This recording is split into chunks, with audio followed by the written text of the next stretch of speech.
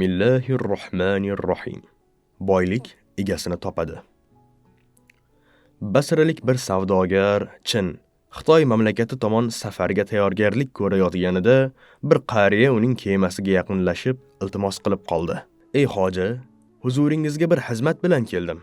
Mana bu qopdagi qalayni dengiz o'rtasiga borganingizda suvga tashlab yuborsangiz, shoyat qilgan nazrim qabul etilsa. Savdogar Mo'ysafidning kimligini surishtirib bilgach, molini olib qoldi. Ammo kemasi dengiz o'rtasiga yetganida to'fon ko'tarilib, Mo'ysafidning iltimosini unutdi. Chinga yetib borib, savdoni boshlab yuborganida bir yigit yoniga kelib so'rab qoldi. Basrada sifatli qalay bo'lardi, mabodo olib kelmadingizmi?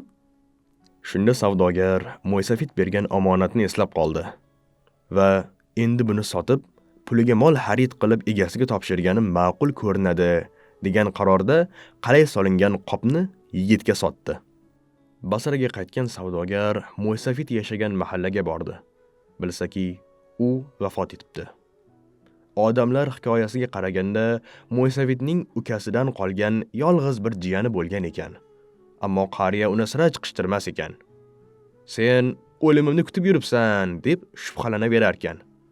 Shundan bezor bo'lgan yigit shahardan bosh olib ketgan ekan. Savdogar qariyaning biror merosxo'ri chiqib qolar degan ilinjida Chindan keltirgan molini 700 dinorga sotib, pulini asrab qo'yibdi. Oradan ko'p o'tmay, Chin mamlakatidan undan qalay sotib olgan yigit qaytib kelib qolibdi. Men sizdan sotib olgan qalayni uyda sindirib ko'rsam, ichidan mana bu oltin chiqdi. Men sizdan oltin emas, qalay sotib olganman. Shuning uchun bu oltinlar menga harom. Omonatni o'zingizga topshiray deb ortingizdan izma-iz keldim, dedi. Shunda savdogar, u qalay ham meniki emas edi, deb bo'lgan voqeani gapirib berdi.